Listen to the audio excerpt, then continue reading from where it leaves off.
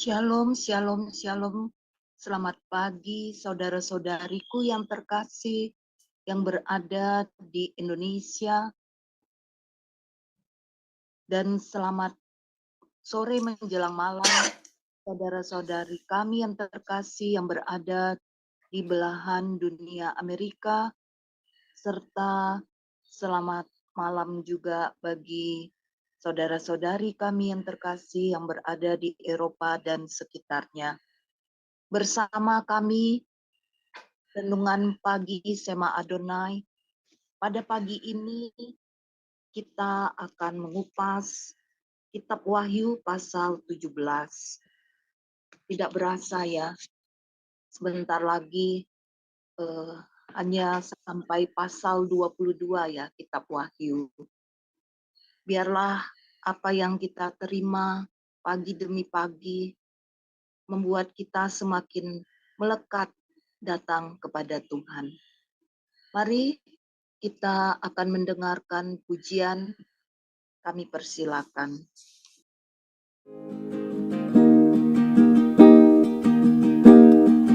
Waktu Tuhan pasti yang terbaik,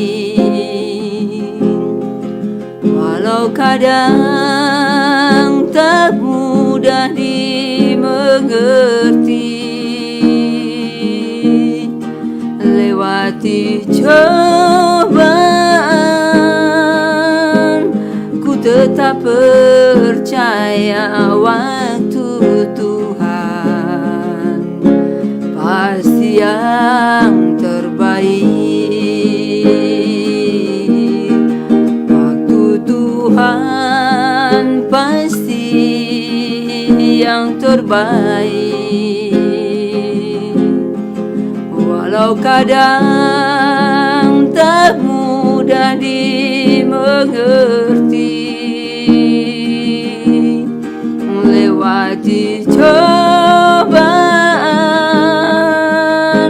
ku tetap percaya waktu Tuhan pasti yang terbaik. Bila kau izinkan sesuatu terjadi, percaya semua untuk kebaikanku. Bila nanti telah tiba waktumu, ku percaya kuasa-Mu memulihkan hidupku. Waktu Tuhan pasti yang terbaik, walau kadang tak mudah dimengerti. Lewati cobaan, ku tetap percaya waktu Tuhan pasti yang terbaik.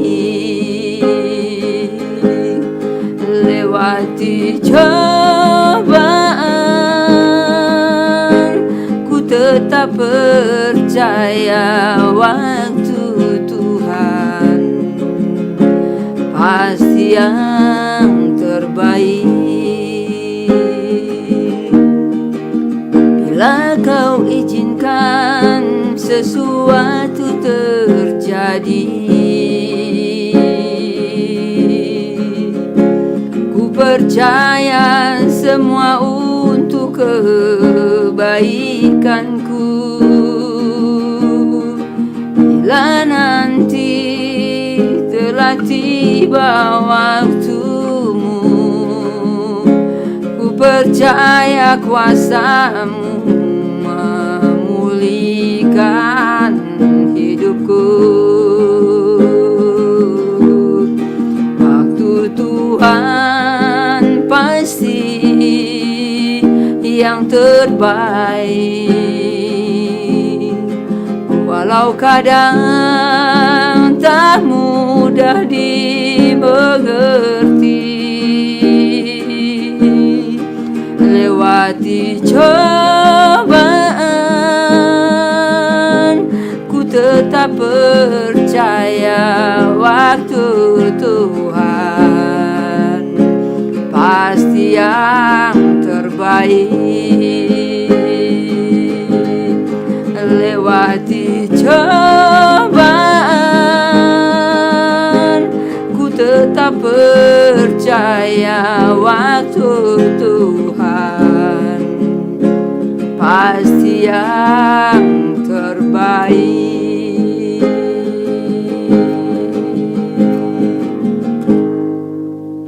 Murni, Amin. ya, waktu Tuhan adalah waktu yang terbaik. Karena firman Tuhan berkata, segala sesuatu ada waktunya. Ada waktu menangis, ada waktu untuk tertawa, dan lain-lainnya.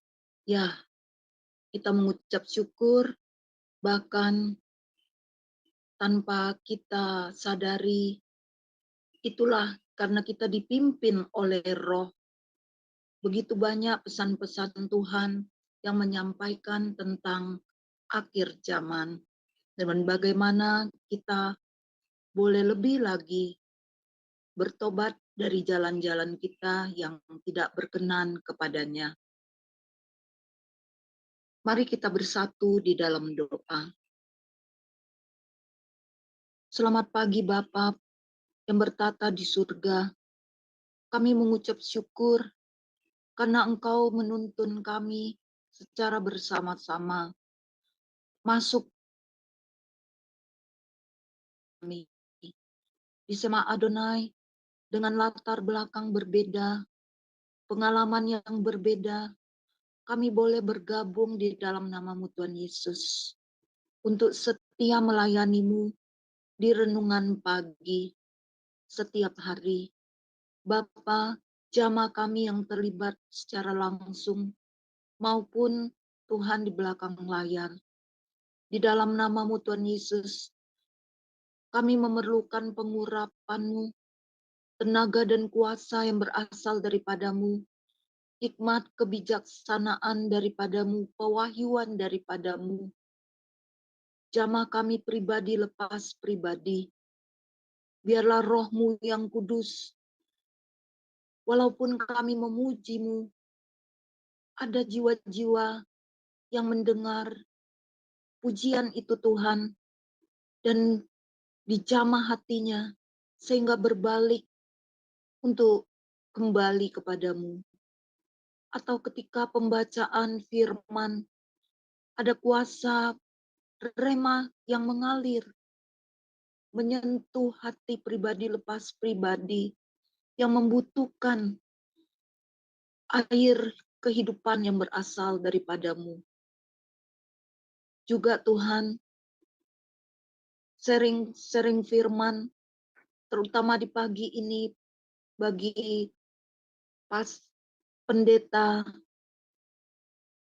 Pak Daniel, di dalam nama-Mu Tuhan, beri pewahyuan, jamah mulut bibir beliau, isi hati-Mu yang tercurah dari kedalaman hatinya, pikirannya Engkau jamah, sehingga Tuhan Yesus, apa yang Engkau hendak sampaikan, itulah tepat sasaran bagi kami untuk pengupasan di kitab Wahyu di pasal 17 ini Bapa. Jamah kami semua yang berdoa syafaat.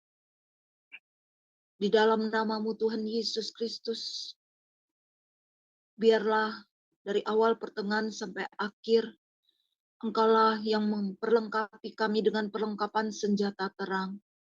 Engkau yang melindungi kami dan seisi rumah kami. Dan kami tolak dalam nama-Mu Tuhan Yesus segala kuasa-kuasa kegelapan yang menyelusup mengganggu siaran kami. Dalam nama-Mu Tuhan Yesus Kristus kami ikat dan biarlah terikat di surga. Kami lepaskan hikmat, kebijaksanaan, pewahyuan, kuasa mengalir dari tatamu yang maha tinggi dan terlepas pada renungan pagi ini di dalam namamu Tuhan Yesus. Dari kami serahkan Tuhan, hanya Engkau yang ditinggikan, dimuliakan. Terima kasih Bapa, dalam namamu kami berdoa mengucap syukur. Haleluya, amin. Pembacaan kitab Wahyu pasal 17, kami persilakan hambanya Pak Aras untuk membaca dari ayat 1 sampai 18. Kami persilakan. Terima kasih Bu Hana. Wahyu 17, 1 sampai 18. Penghakiman atas Babel. Lalu datanglah seorang dari ketujuh malaikat yang membawa ketujuh cawan itu dan berkata kepadaku, mari ke sini. Aku akan menunjukkan kepadamu putusan atas pelacur besar yang duduk di tempat yang banyak airnya. Dengan dia raja-raja di bumi telah berbuat cabul dan penghuni-penghuni bumi telah mabuk oleh anggur percabulannya. Dalam roh aku dibawanya ke padang gurun, dan aku melihat seorang perempuan duduk di atas ekor binatang yang merah ungu, yang penuh tertulis dengan nama-nama hujat. Binatang itu mempunyai 7 kepala dan 10 tanduk. Dan perempuan itu memakai kain ungu dan kain kermiji yang dihiasi dengan emas, permata, dan mutiara. Dan di tangannya ada suatu cawan emas penuh dengan segala kekejian dan kenajisan percabulannya. Dan pada dahinya tertulis suatu nama, suatu rahasia, Babel besar, ibu dari wanita-wanita pelacur dan dari kekejian bumi. 6. Dan aku melihat perempuan itu mabuk oleh darah orang-orang kudus dan darah saksi-saksi Yesus. Dan ketika aku melihatnya, aku sangat heran. Lalu kata malaikat itu kepadaku, mengapa engkau heran? Aku akan mengatakan kepadamu rahasia perempuan itu dan rahasia binatang yang memikulnya. Binatang yang berkepala 7 dan bertanduk 10 itu. Adapun binatang yang telah kau lihat itu telah ada, namun tidak ada. Ia akan muncul dari jurang maut dan ia menuju kepada kebinasan. Dan mereka yang diam di bumi, yaitu mereka yang tidak tertulis di dalam kitab kehidupan sejak dunia dijadikan, akan heran apabila mereka melihat bahwa binatang itu telah ada, namun tidak ada dan akan muncul lagi. Yang penting di sini ialah akal yang mengandung hikmat. Ketujuh kepala itu adalah 7 gunung yang di atasnya perempuan itu duduk. Ketujuhnya adalah juga 7 raja. 5 diantaranya sudah jatuh. Yang satu ada dan yang lain belum datang. Dan jika ia datang, ia akan tinggal seketika saja. 11. Dan binatang yang pernah ada dan yang sekarang tidak ada itu, ia sendiri adalah raja ke-8. Dan namun demikian satu dari ketujuh itu, dan ia menuju kepada kebinasaan. Dan ke-10 tanduk yang telah kau lihat itu adalah 10 raja yang belum mulai memerintah, tetapi 1 jam lamanya mereka akan menerima kuasa sebagai raja bersama-sama dengan binatang itu. Mereka seia sekata, kekuatan dan kekuasaan mereka berikan kepada binatang itu. Mereka akan berperang melawan anak domba, tetapi anak domba akan mengalahkan mereka. Karena ia adalah Tuhan di atas segala Tuhan dan Raja di atas segala Raja. Mereka bersama-sama dengan dia juga akan menang.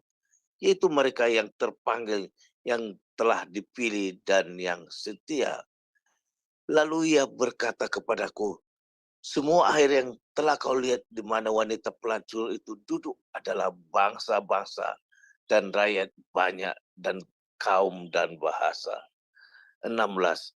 Dan ke-10 tanduk yang telah kau lihat itu serta binatang itu akan membenci pelacur itu dan mereka akan membuat dia menjadi sunyi dan telanjang dan mereka akan memakan dagingnya dan membakarnya dengan api. Sebab Allah telah menerangi hati mereka untuk melakukan kehendak-Nya dengan seia sekata dan untuk memberikan pemerintahan mereka kepada binatang itu sampai segala firman Allah telah digenapi. Dan perempuan yang kau lihat itu adalah kota besar yang memerintah atas raja-raja di bumi. Demikianlah firman Tuhan. Amin. Syukur kepada Allah, biarlah firman yang kita baca tidak kembali dengan sia-sia. Terima kasih Pak Aras atas pembacaan firman di pagi ini. Kini tiba saatnya kita akan mendengar renungan firman Tuhan yang dibawakan oleh Pak Pendeta Daniel Palungan. Kami persilakan waktu dan tempat. Terima kasih Bu Hana atas pendahuluannya. Nah, Bapak Ibu Saudara-saudara yang terkasih di dalam Tuhan, kita bersyukur kita sudah dihantar sampai di pasal ke-17 dari kitab Wahyu ini, dan saya berharap bahwa pasal-pasal sebelumnya itu tidak ada lagi yang menjadi kebingungan, ya. Tetapi pasal demi pasal kita lewati dan kita melihat bahwa setiap pasal itu saling menjelaskan juga antar bagian-bagian tertentu di dalamnya, saling mendukung, saling menguatkan. Nah, oleh karena itu maka konsisten kita mempelajari kitab Wahyu ini di dalam prinsip penafsiran yang literal, prinsip penafsiran historis, futuris, ya. Jadi apa yang dikisahkan belum terjadi, tetapi akan terjadi, dan karena itu ditulis sebagai firman Tuhan. Nah, kita sampai di pasal 17 ini, saudara, kita melihat ada satu genre yang juga cukup menonjol di dalam pasal ini, yaitu puisi. Ya, nah itu sifat dari kitab Wahyu, ada narasi, ada nubuat, ada puisi. Ya, ada ungkapan-ungkapan di dalamnya. Nah, oleh karena itu kalau saudara baca pasal 17 ini, maka saudara harus melihatnya di dalam jenis sastra puisi, ya. Walaupun juga tidak semua dari 1 sampai 18 itu puisi, tetapi dominan di dalam pasal ini adalah puisi. Nah, oleh karena itu maka kita harus memahami setiap kalimat-kalimat atau setiap ungkapan-ungkapan itu tidak semata-mata di dalam arti yang literal atau literal, tetapi kita juga harus berusaha untuk memahaminya dari segi puisinya. Nah, tetapi ini tidak berarti bahwa susah untuk memahami, karena kalau kita baca bahwa kitab pasal 17 ini sendiri juga itu menjelaskan apa yang dimaksud di bagian-bagian sebelumnya, atau ayat-ayat selanjutnya itu menjelaskan ayat-ayat yang sebelumnya. Nah, oleh karena itu maka ini tidak terlalu berat, ya, gampang asal saudara sudah memahami bahwa ini adalah sejarah di masa yang akan datang, kemudian ini disajikan di dalam bentuk atau jenis sastra puisi. Nah, saudara akan lebih jelas lagi untuk membaca Wahyu pasal 17 ini kalau saudara baca bersamaan dengan Daniel pasal 7 dan Daniel pasal 8. Ya, itu saling melengkapi satu dengan yang lain itu, dan nanti juga saya akan baca beberapa bagian dari kitab Daniel, ya. Nah, lalu datanglah seorang dari ketujuh malaikat yang membawa ketujuh cawan itu dan berkata kepadaku, mari ke sini, aku akan menunjukkan kepadamu putusan atas pelacur besar yang duduk di tempat yang banyak airnya itu. Nah, jadi Tuhan telah memutuskan, ya, dalam sidang ilahi, ya, bahwa pelacur besar itu akan dikenakan satu sanksi yang khusus, ya, yang berbeda dengan sanksi yang jatuhkan kepada bangsa-bangsa lain. Nah, untuk saudara bisa pahami apa pelacur ini, itu nanti di pasal 18 itu adalah kota, ya. Jadi ini bukan bicara tentang seorang perempuan tunasusila, tetapi ini bicara tentang kota. Nah, apa kota itu? Nanti juga kita akan coba untuk memecahkannya melalui bacaan kita hari ini, ya. Jadi kota. Nah, dengan dia raja-raja di bumi telah berbuat cabul dan penghuni-penghuni bumi telah mabuk oleh anggur percabulannya. Oh ya, di judul, ya, judul dari perikop ini oleh Lembaga Alkitab Indonesia dikasih nama Babel, ya. Jadi ini Babel bergandeng nanti ke pasal 18 memang, ya. Jadi Babel di sini. Tetapi ini Babel bukan Babel secara fakta historis yang ada di Irak itu, tetapi Babel di sini adalah label, merek yang ditempelkan kepada pelacur besar atau kota yang penuh dengan perjinahan itu, ya. Apa kota itu nanti di bagian akhir supaya runut, ya, pembahasannya. Jadi Babel dulu saya angkat ini supaya saudara jangan bingung. Ini bukan kota di Irak, tetapi Babel di sini adalah nama julukan, ya, nama julukan yang akan disematkan kepada kota yang penuh dengan penyembahan berhala, yang itu disebut di dalam bacaan-bacaan itu sebagai pelacuran, ya, sebagai perjinahan, ya.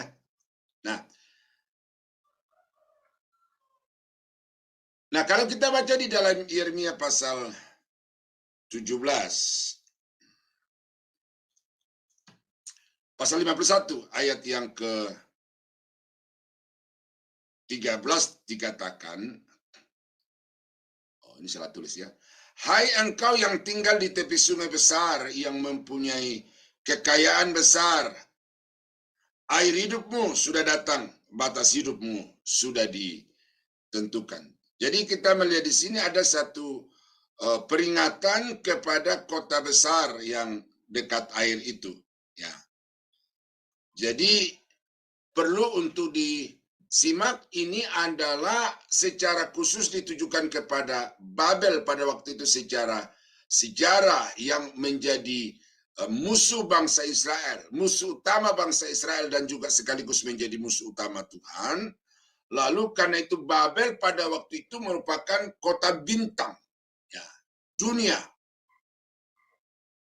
yang berpengaruh di seluruh dunia. Tetapi pada akhir zaman, ya, Babel yang historis itu tinggal menjadi puing-puing, tetapi kesejarahannya yang penuh dengan penyembahan berhala, penuh dengan kedurhakaan, dan penuh dengan perlawanan, pertentangan kepada Tuhan itu akan kembali dihidupkan, tetapi bukan di kota Babel, namun di kota yang lain. Nah, jadi sudah ditentukan di dalam ayat yang ke-13 tadi itu, tapi di sini di dalam ayat yang ke-7, Babel tadinya seperti piala emas di tangan Tuhan yang memabukkan seluruh bumi. Bangsa-bangsa minum dari anggurnya. Itulah sebabnya bangsa-bangsa menjadi gila. Nah, lihat di situ betapa pengaruh kejahatan dari Babel yang dulu itu terhadap seluruh dunia, sehingga dikatakan seperti piala emas, ya, di dalam tangan Tuhan. Begitu menakjubkan, begitu mengagumkan, tetapi bukan dari segi kebenaran, bukan dari segi kekudusan, tetapi justru dari segi kejahatan, percabulan, dan perzinahan yang membuat seluruh dunia jatuh ke dalam perangkap dosa yang dirancang atau yang kembangkan di kota Babel itu. Ya, itu yang dijelaskan tentang apa yang akan dilakukan seperti yang dinyatakan oleh malaikat itu kepada Yohanes. Ya. Dalam roh aku dibawanya ke padang gurun, dan aku melihat seorang perempuan duduk di atas seekor binatang yang merah ungu. Ya, jadi seorang perempuan duduk di atas seekor binatang yang merah ungu. Nah, sekali lagi ini dalam satu bentuk visi, wujud visi, dan disajikan di dalam teks secara puitis, ya, yang penuh tertulis dengan nama hujat. Binatang itu mempunyai 7 kepala dan 10 tanduk. Nah, ini di dalam Wahyu pasal 13 itu kita sudah jelaskan. Itu adalah antikris. Ya, binatang itu adalah antikris. Ya, sudah jelas itu. Dan perempuan itu memakai kain ungu dan kain kirmisi yang dihiasi dengan emas, permata, dan mutiara. Dan di tangannya ada satu cawan emas penuh dengan segala kekejian dan kenajisan percabulannya. Nah, jadi saudara-saudara, kita melihat di situ bahwa perempuan ini adalah satu perempuan yang begitu najis, ya, di dalam tangannya ada cawan yang penuh dengan segala kekejian. Dan inilah yang menjadi alasan kenapa putusan itu diberlakukan bagi perempuan ini atau bagi kota ini, oleh karena kota ini sekarang menjadi pusat penyembahan berhala. Nah, jadi percabulan di sini, saudara, selain bermakna secara fakta nyata, ya, perilaku seks yang amoral, yang bebas itu, tetapi percabulan, pelacuran juga di dalam Alkitab itu adalah penyembahan berhala, sehingga itu dianggap sebagai satu perzinahan.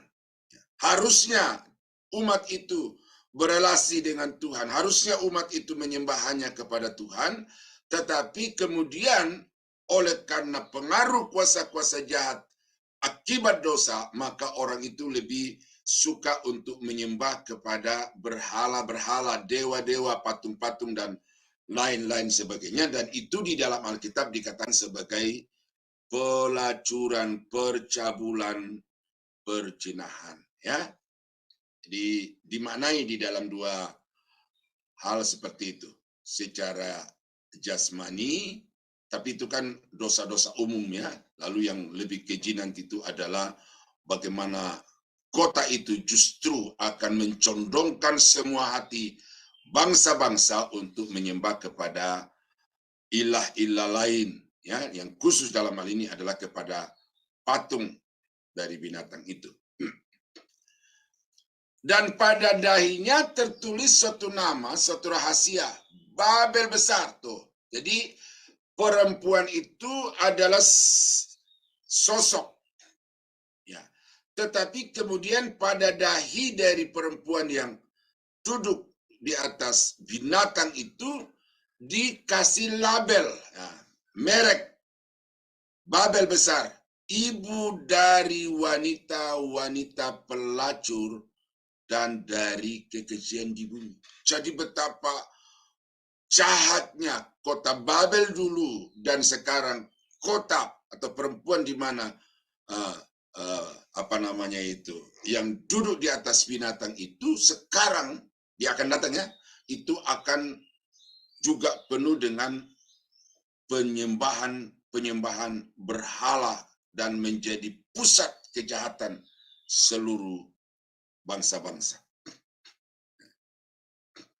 Dan aku melihat perempuan itu mabuk oleh darah orang-orang kudus dan darah saksi-saksi Yesus. Jadi bagaimana dari kota ini akan dikerahkan semua kekuatan tentara-tentara, pasukan-pasukan yang terlatih untuk pergi ke seluruh dunia kemudian akan membunuh semua orang-orang yang percaya kepada Yesus. Ya, di pasal-pasal sebelumnya itu kita sudah sebutkan tentang Harmagedon itu, ya kan? Nah, jadi ini akan terus dilakukan oleh antikris itu karena dia tidak akan puas sebelum dia mencapai tujuannya. Dan karena itu dikatakan di sini bahwa perempuan itu mabuk oleh darah orang-orang kudus dan darah saksi-saksi Yesus. Dan ketika aku melihatnya, aku sangat heran. Ya, ini tidak begitu jelas di sini apa yang membuat Yohanes itu heran, tetapi kemudian dari penjelasan-penjelasan yang akan kita lihat bagaimana malaikat itu menjelaskan kepadanya, kita tahu apa yang membuat Yohanes itu heran. Lalu kata malaikat itu kepadaku, "Mengapa engkau heran? Aku akan mengatakan kepadamu rahasia perempuan itu dan rahasia binatang yang memikulnya. Binatang yang berkepala 7 dan bertanduk 10. Nah, jadi sekarang apa yang merupakan misteri bagi Yohanes yang kemudian menjadi heran oleh karena dia melihat suatu pemandangan yang memang tidak seperti normalnya. Ada binatang kepalanya 7 dan tanduknya 10 dan di atasnya ada seorang perempuan yang berpakaian ungu. Ya, ini pakaian raja-raja, pakaian yang ya hanya khusus untuk bangsawan-bangsawan. Ya. Ini sesuatu pemandangan yang sangat menakjubkan, tetapi juga sekaligus sangat mengherankan. Dan sekarang malaikat itu menjelaskan kepada Yohanes apa yang dimaksud dengan penglihatan itu. Nah, ini ayat yang ke-8. Adapun binatang yang telah kau lihat itu telah ada, namun tidak ada. Ia akan muncul dari jurang maut dan ia menuju kepada kebinasaan. Dan mereka yang diam di bumi, yaitu mereka yang tidak tertulis dalam kitab kehidupan sejak dunia dijadikan, akan heran apabila mereka melihat bahwa binatang itu telah ada, namun tidak ada dan akan muncul lagi. Nah, binatang itu sudah jelas adalah kerajaan. Mari saya bacakan dari Daniel pasal 8 ayat yang ke-20. Ya. Ini penyebutan binatang-binatang di dalam Daniel pasal 8 ini berbeda dengan nama-nama binatang yang ada di dalam Daniel pasal 7. Tetapi di dalam Daniel pasal 7 itu menunjukkan tentang sikap. Ya, sikap atau kejahatan, kekuatan dari binatang-binatang itu, sehingga ada seperti singa, seperti beruang, seperti Raja Wali, ya, itu dari segi sifat-sifatnya. Tetapi kemudian di dalam Daniel pasal 8 ini, itu menunjuk langsung kepada kerajaan apa yang dimaksud itu, ya. Daniel pasal 8 ayat yang ke-20 sampai ayat yang ke-25, domba jantan yang kau lihat itu dengan kedua tanduknya ialah raja-raja orang Media dan Persia. Nah, ini Daniel, ya. Daniel itu melihat apa yang akan terjadi di masa yang akan datang. Dan dalam bacaan kita tadi itu kembali dilihat oleh Yohanes, tetapi di dalam bentuk wujud visi yang berbeda, namun memiliki makna yang sama. Ya, jadi domba bertanduk 2 dikatakan satu lebih tinggi daripada yang lain, dan ini satu itu Media yang lebih pendek dan Persia yang lebih tinggi. Nah, kemudian dan kambing jantan yang berbulu kesat itu ialah raja negeri Yunani. Tuh. Jadi ini kan sudah berurut itu. Yang saya sudah katakan dari 7 kerajaan yang pernah tampil sebagai kerajaan adidaya itu, di sini sudah semakin jelas ini. Yang pertama itu adalah Asyur, ya, yang sekarang itu menjadi Syria, Mesir, ya, tetap sekarang menjadi Mesir. Lalu Babel, Irak, Media, Persia itu Iran, sudah 5. Kemudian 6 itu Yunani. Nah ini, Yunani muncul di sini. Yang ketujuh adalah Roma. Itu dalam sejarah yang kita sudah tahu, itu bukan hanya dari Alkitab, tetapi juga dari buku-buku sejarah dunia itu. Nah, jadi apa yang dikatakan oleh Daniel ini, itu penjelasan dari apa yang dilihat oleh Yohanes. Ya.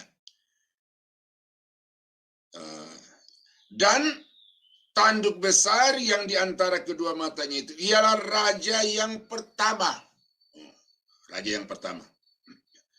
Dan bahwa tanduk itu patah, ya, jadi artinya kekuatan kerajaan itu menjadi lemah, dan pada tempatnya muncul 4 buah tanduk lain. Berarti 4 kerajaan akan muncul dari bangsa itu, tetapi tidak sekuat yang terdahulu. Dan pada akhir kerajaan mereka, apabila orang-orang fasik telah penuh kejahatannya, maka akan muncul seorang raja dengan muka yang garang dan yang pandai menipu. Nah, ini sudah menjurus kepada apa yang dilihat oleh Yohanes ini. Ini sudah lebih kepada masa yang akan datang yang juga dilihat oleh Daniel ayat 23. Kekuatannya akan menjadi hebat, tetapi tidak sekuat terdahulu, dan ia akan mendatangkan kebinasaan yang mengerikan, dan apa yang dilakukannya akan berhasil. Orang-orang berkuasa akan dibinasakannya, juga umat orang kudus. Tuh, lihat ya. Jadi kerajaan yang akan datang ini itu akan menguasai semua kerajaan di atas muka bumi, dan dia akan juga menyasar atau mentargetkan orang-orang kudus. Dan oleh karena akalnya, penipuan yang dilakukannya akan berhasil. Ia akan membesarkan dirinya dalam hatinya, dan dengan tak disangka-sangka banyak orang akan dibinasakannya. Juga ia akan bangkit melawan raja segala raja. Oh ya, jadi raja yang sudah ada, tidak ada, tetapi akan ada itu adalah kerajaan kelanjutan dari kerajaan Yunani. Ya. Dia akan membanggakan diri, dia akan menyombongkan diri, karena memang di hadapan manusia dia unggul. Raja-raja bangsa manapun itu akan dilumat. Dan itu sebabnya dikatakan bahkan kemudian dia akan menyombongkan diri melawan atau menentang raja segala raja. Nah, inilah antikris itu. Rajanya antikris. Di mana dia bertakhta? Ya, di kerajaan yang sudah ada, tidak ada, tetapi akan ada lagi. Nah, yang penting di sini ialah akal yang mengandung hikmat. Ketujuh kepala itu adalah 7 gunung yang di atasnya perempuan itu duduk. Nah, ini secara geografis, ya, kontur dari kota Roma.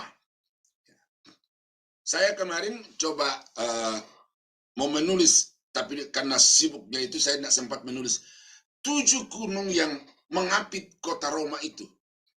Nah, 7 gunung ini secara fakta itu menunjuk kepada kota Roma. Tetapi selain kata gunung itu menunjuk atau mereverse kepada gunung-gunung yang ada di kota Roma, tapi juga kemudian dimaknai, ya ini kan ingat lagi puisi gitu kan, dimaknai sebagai ketujuh raja. Ketujuhnya adalah juga tuh lihat, selain dia bermakna historis, dia juga bermakna simbolis. Bahwa ketujuh gunung itu juga berarti 7 raja. 5 diantaranya sudah jatuh, yang 1 dan yang lainnya belum datang, dan jika ia datang, ia akan tinggal seketika saja. 5 diantaranya sudah jatuh, ya ini Asyur jatuh, Mesir jatuh, Babel jatuh, Persia jatuh, Yunani jatuh. Tetapi salah satu dari itu akan bangkit, ketujuhnya ya, bukan dari 5 yang saya sebutkan tadi itu. Dan dia adalah raja yang ke-8.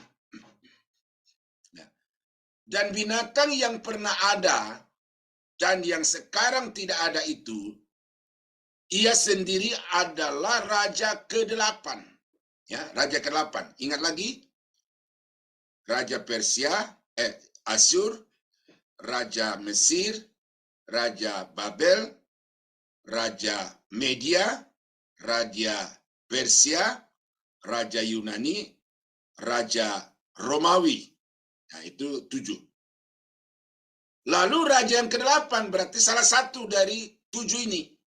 Nah, mana dari yang ke-8-nya itu dengan indikator-indikator yang kita baca dari atas itu berarti seorang raja yang akan memerintah seluruh dunia dengan berpusat di kota Roma. Itu sudah penafsiran saya, ya. Karena juga ada yang mengatakan bahwa nanti Yunani, ya.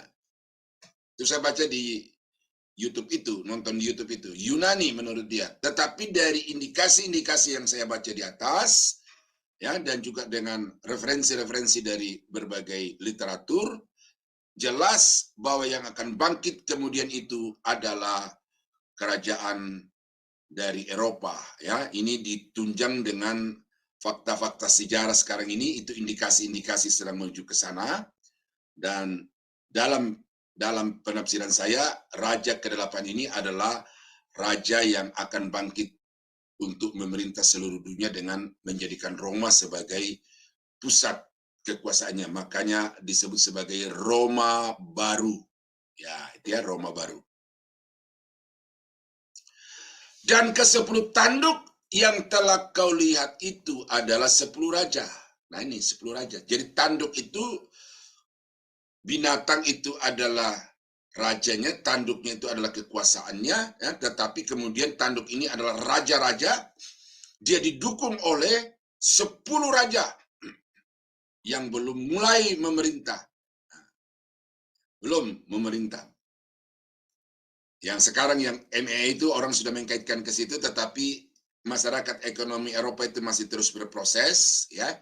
Tetapi nanti akan menjadi kerajaan-kerajaan kembali, dan semua kerajaan-kerajaan itu akan mendukung atau mengabdikan diri kepada binatang yang di atasnya perempuan itu duduk. Tetapi 1 jam. Nah, saya kasih tanda khusus di sini, 1 jam di sini, saudara, sekali lagi, bahwa kitab Wahyu itu konsisten dengan keterangan waktu. Jadi kalau 1 hari jelas, 1 masa jelas, 1 bulan jelas, 1 jam jelas, ya, ada 5 bulan, ada juga nanti setengah jam, ya, setengah jam itu di dalam Alkitab, kitab Wahyu, dan sekarang 1 jam. Jadi puncak dari peperangan yang akan berpusat di Lembah Yosafat di Harmagedon itu akan berlangsung selama 1 jam. 1 jam akan berlangsung peperangan itu.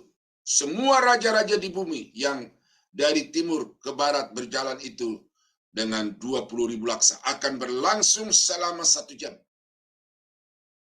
Dan nanti siapa yang akan menang di situ? Ya.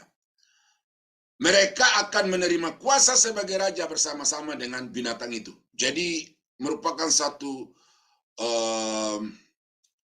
koalisi bangsa-bangsa yang begitu hebat, koalisi kekuatan yang begitu hebat menjadi satu padu untuk menentang raja di atas segala raja. Ayat yang ke-13. Ya, mereka seia sekata, kekuatan dan kekuasaan mereka berikan kepada binatang itu. Ya, jadi seperti Ukraina ini, menurut yang saya baca itu disupport oleh beberapa negara. Nah, jadi Ukraina di depan, tetapi dari belakang ada beberapa negara yang bukan saja memberikan alat-alat peperangan, tetapi juga mengirimkan tentara-tentara. Nah, jadi pada waktu Antikris itu berperang melawan anak domba dan orang-orang kudusnya, maka semua kekuatan dari tanduk-tanduk yang 10 itu akan berpadu satu untuk membela dan mendukung binatang itu. Ya.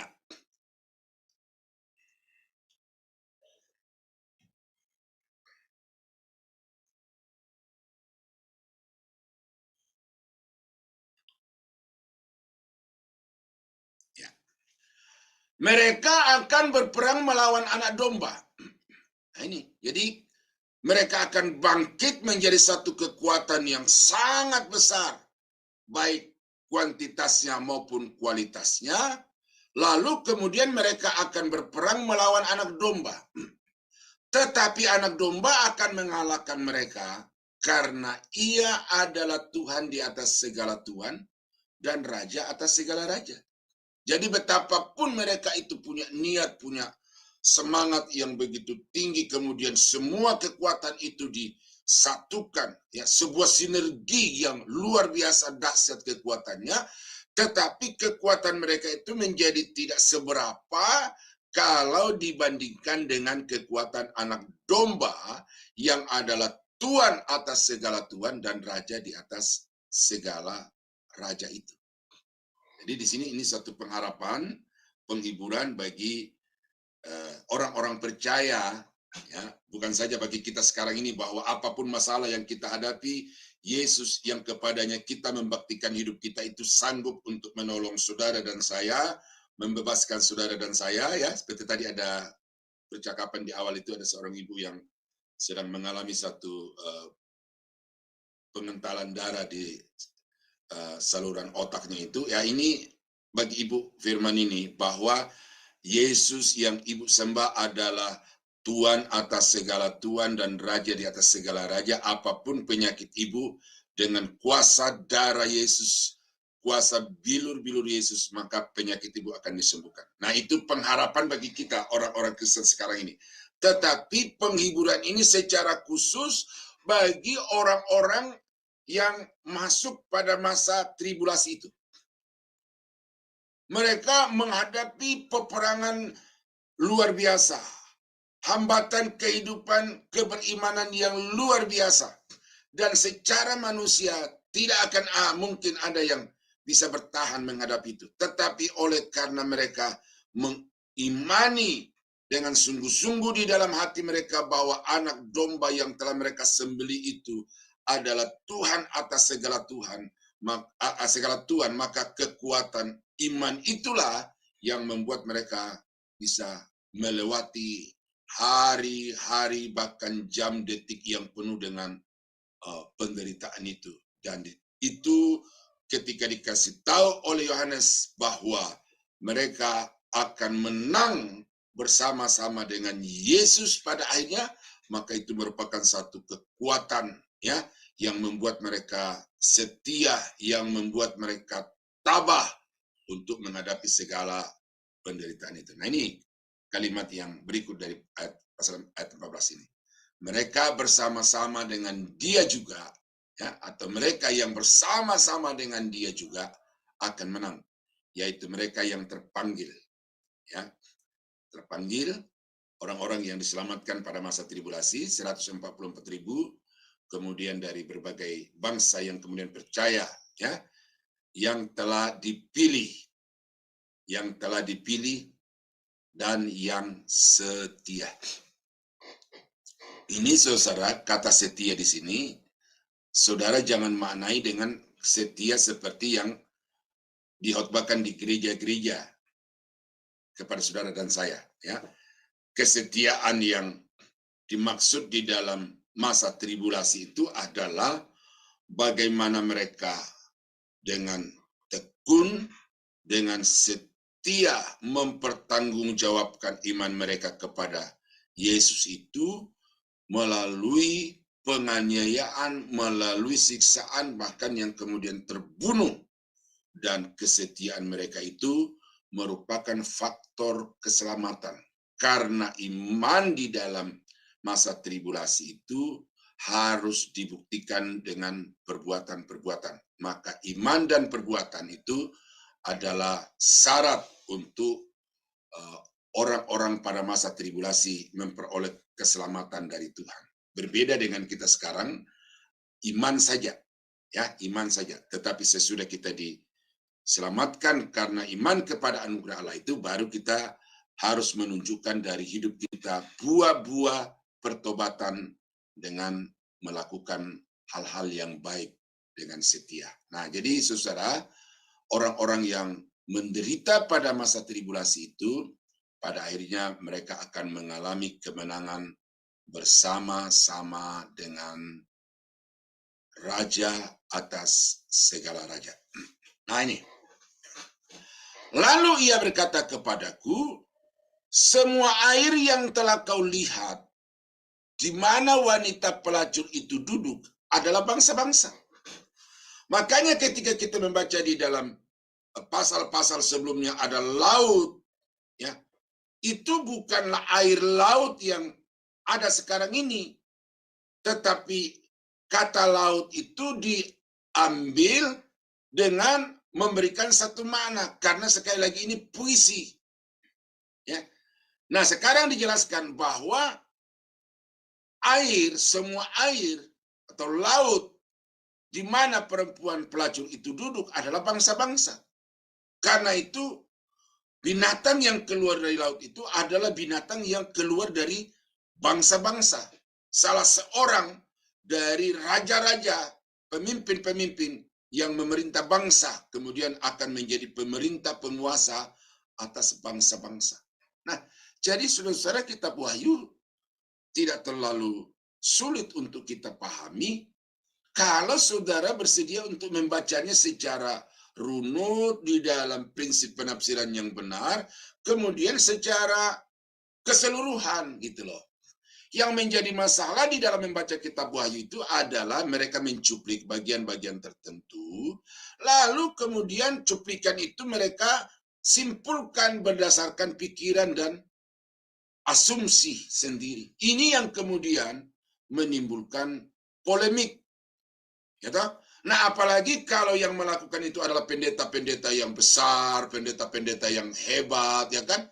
Ini akan punya dampak yang luar biasa bagi gereja, bagi orang-orang Kristen. Gitu. Nah, itu yang terjadi sekarang ini di dunia dan di Indonesia.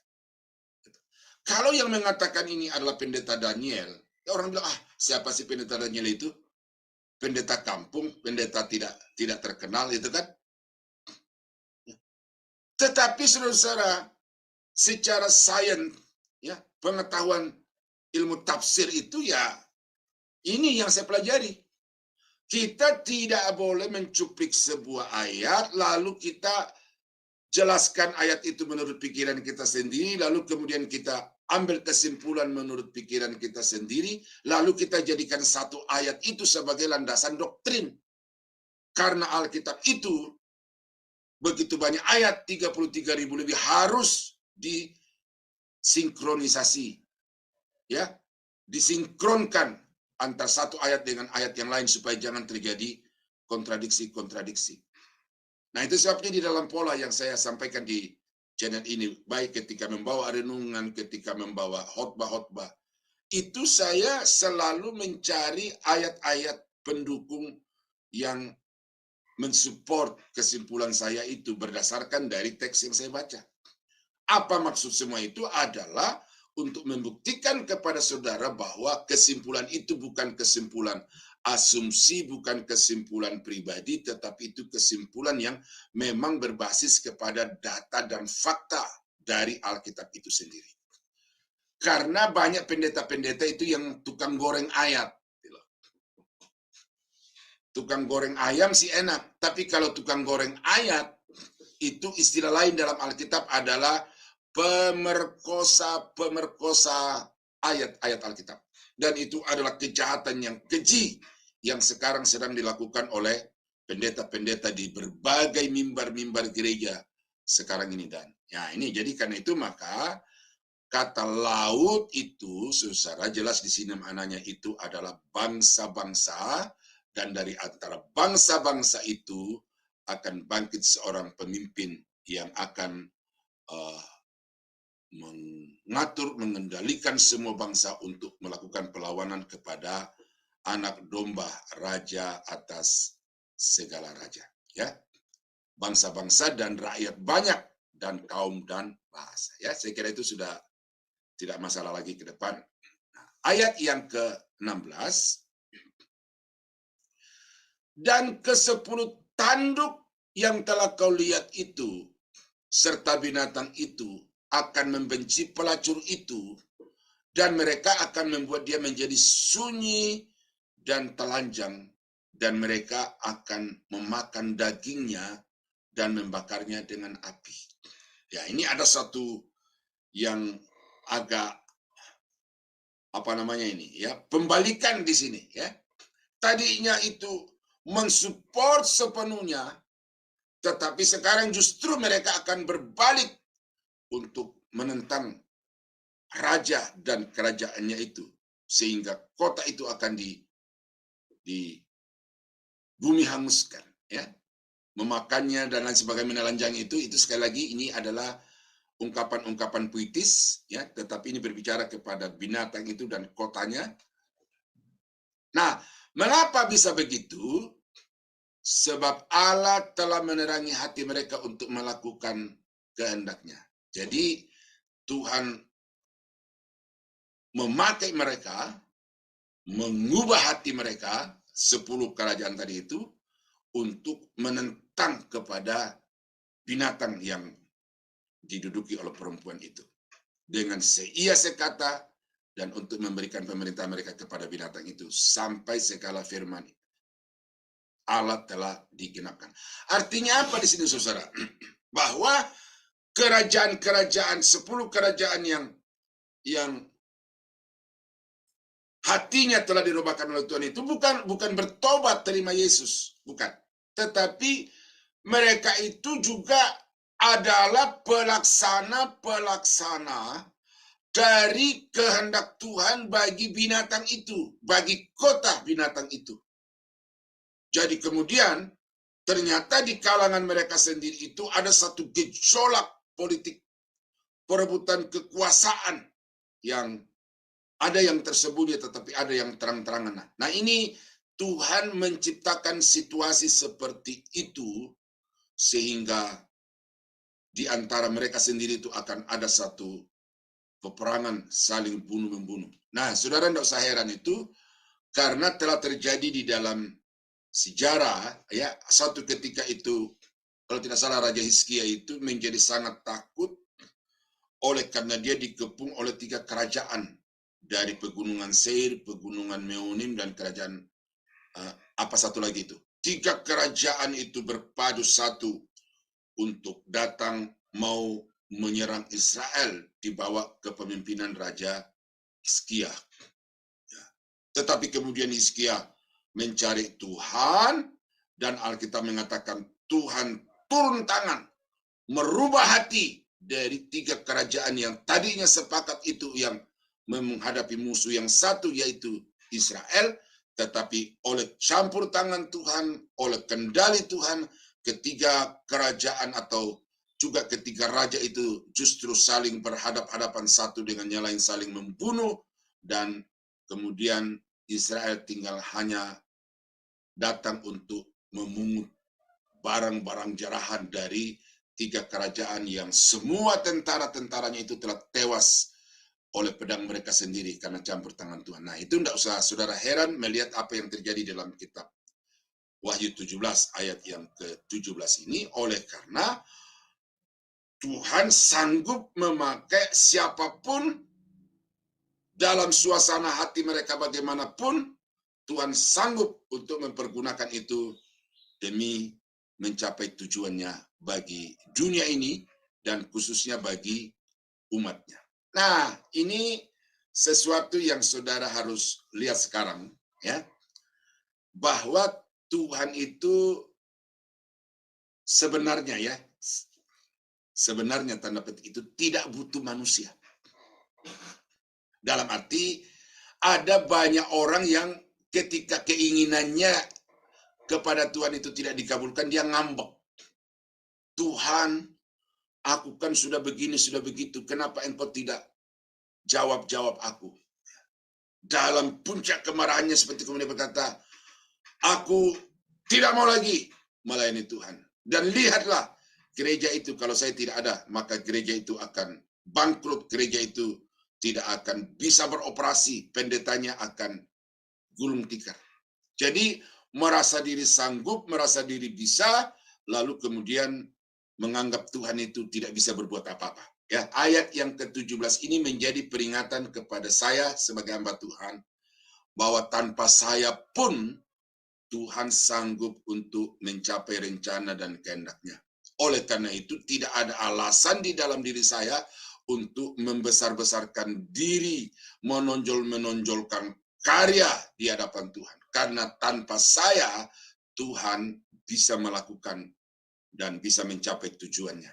Tetapi kalau saya dipercaya oleh Tuhan, saya dilibatkan Tuhan di dalam rencananya, di dalam karya penyelamatannya atas umat manusia, maka bagi saya itu adalah satu anugerah, itu adalah satu kepercayaan yang harus saya jaga, yang harus saya pelihara di dalam kesetiaan melayani, tetapi juga di dalam kemurnian hati, ya, tulus, motivasi tulus di dalam melaksanakan semua tugas yang diembankan Tuhan. Nah, ini saya cari aplikasinya dari ayat 17 ini, karena terlalu banyak orang-orang yang sombong, orang-orang kaya, penguasa-penguasa atau pejabat-pejabat di dalam gereja itu terlalu sombong, sehingga banyak yang mengancam, tanda petik itu, bahwa kalau bukan saya, gereja itu tidak akan maju. Kalau bukan saya, pendeta itu tidak akan hidup. Ya, melalui ayat ini saya mensadarkan saudara-saudara yang mendengar dimanapun suara ini terdengar, bahwa Tuhan sanggup melakukan dengan caranya sendiri. Tetapi kalau saudara dipercayakan, itu karena anugerah dan itu kepercayaan yang mutlak saudara harus jaga dan pelihara dengan sungguh-sungguh. Nah, ini jelas ayat yang ke-18. Dan perempuan yang telah kau lihat itu adalah kota besar. Tuh. Jadi, binatang dan ada kotanya, ya. Binatang itu adalah kerajaan, juga rajanya, ya, include rajanya, dan di atas binatang itu perempuan duduk. Nah, kota itu adalah binatang itu adalah kota. Dan ini yang saya sebutkan tadi, ini adalah Roma baru yang akan bangkit untuk menjadi pusat pemerintahan antikris, memerintah seluruh bumi dan kemudian melakukan perlawanan kepada Yesus Kristus. Nah, jadi saudara-saudara, itu penguraian, ya. Tidak banyak yang saya tafsirkan, ya. Saya hanya menguraikan kemudian memberikan sedikit relevansinya kepada saudara dan saya, karena memang ya kisah di dalam Wahyu pasal 17 ini adalah sejarah, ya. Sekali lagi sejarah yang disajikan di dalam sastra puisi. Nah, itu ya. Jadi prinsip-prinsip penafsiran itu saudara harus pahami, ya. Kalau saya mengajarkan hermeneutik itu ada namanya prinsip penafsiran umum, lalu ada prinsip penafsiran khusus. Nah, kitab Wahyu ada yang bisa ditafsirkan secara prinsip umum, tetapi juga sebagian besar yang lainnya harus ditafsirkan dengan prinsip penafsiran khusus. Salah satunya adalah teori menafsirkan puisi itu. Nah, itu pelajaran yang sangat mendasar di sekolah-sekolah tinggi teologi, dan ini yang kemudian juga membuat satu sekolah dengan sekolah yang lain itu membuat produk teologi, pemikiran teologisnya itu berbeda satu dengan yang lain. Apa sebabnya? Adalah karena prinsip hermeneutik yang dianut oleh sekolah itu, dan kemudian oleh dosen, ya, prinsip yang diajarkan oleh dosen di sekolah itu berbeda dengan prinsip yang diajarkan oleh dosen yang lain di sekolah yang lain. Nah, jadi saudara, ini perlu saya sampaikan ini supaya berdoa, ya, supaya berdoa agar sekolah-sekolah tinggi teologi di Indonesia yang onsite itu diajar oleh dosen-dosen hermeneutik yang punya kapabilitas, mumpuni, dan prinsip penafsiran teologi Alkitabiah yang benar. Yang kedua, supaya dengan bermunculannya kursus-kursus Alkitab di udara sekarang ini, ya, 2 diantaranya saya sedang terlibat, beberapa kelas-kelas juga yang saya masuk di dalamnya, itu saudara perlu mendoakan supaya bukan hanya untuk membuat konten-konten, tetapi supaya betul-betul diisi oleh orang-orang yang punya pengetahuan, kapabilitas yang mumpuni, ya. Karena kalau sampai Alkitab ini salah diajarkan, maka itu yang akan membuat masalah besar di dalam kehidupan orang Kristen, yang juga akan berimplikasi kepada masalah di dalam gereja Tuhan. Nah, itu sedikit tambahan harapan dari saya, supaya saudara mendoakan sekolah-sekolah tinggi teologi, baik secara onsite maupun online, supaya betul-betul dapat mengajarkan Alkitab itu dengan teori yang benar. Tuhan Yesus memberkati. Mari kita tunduk kepala, kita berdoa. Bapa di surga, terima kasih untuk kesempatan pagi ini. Kami sudah mempelajari apa yang tertulis di dalam Wahyu pasal 17. Kami sungguh berterima kasih Tuhan, walaupun awalnya ini sebuah misteri, oleh karena di sana ada banyak ungkapan-ungkapan, ada simbol-simbol, tetapi oleh terang Roh Kudus dan oleh terang Alkitab itu sendiri, kami paham apa yang terdapat di dalam Wahyu pasal 17. Hamba-Mu sudah menguraikannya walaupun sederhana, terbatas, tetapi Roh Kudus kiranya berkarya terus-menerus di dalam hati setiap pendengar, supaya dengan membaca kitab Wahyu ini, mereka akan mendapatkan pemahaman yang sesuai dengan kebenaran firman Tuhan itu secara keseluruhan. Di dalam nama Yesus, sehingga apa yang belum disingkapkan pada hari ini akan tersingkap lagi secara lebih detail di waktu-waktu yang kemudian. Materaikan firman-Mu di dalam hati kami, supaya dimanapun kami berada, kami akan selalu menjaga hidup kami tetap kudus, suci, sehingga kami layak dan berkenan kepada Tuhan. Terutama kami akan masuk golongan orang-orang yang diangkat pada waktu kedatangan Yesus yang kedua kali. Pimpin segenap kehidupan kami di dalam semua aktivitas sepanjang hari ini, supaya apapun yang kami lakukan juga semuanya berhasil dan semuanya akan menjadi kemuliaan bagi nama Tuhan. Berkati rekan-rekan yang sudah bekerja sama di dalam tim ini, dan bentuk-bentuk partisipasi yang mereka telah lakukan, biar Engkau balas mereka berlipat kali ganda dengan kesehatan, kecukupan, dan juga kedamaian dalam hidup mereka, sehingga mereka akan semakin loyal, semakin royal, dan juga dengan sepenuh hati mereka akan membaktikan diri untuk kemuliaan nama-Mu. Terima kasih Bapa. Kami akhiri renungan pagi Sema Adonai di dalam nama Yesus Tuhan dan Juru Selamat kami. Dan saudara-saudara yang kekasih di dalam Tuhan, kiranya anugerah dari Allah Bapa di dalam surga, damai sejahtera dari Tuhan kita Yesus Kristus, Raja atas segala raja yang akan memerintah atas seluruh muka bumi ini, dan persekutuan kuat kuasa Roh Kudus kiranya menyertai kita sekalian dari sekarang sampai selama-lamanya. Dalam nama Yesus kami akhiri renungan pagi Sema Adonai. Haleluya. Amin. Selamat pagi Tuhan Yesus.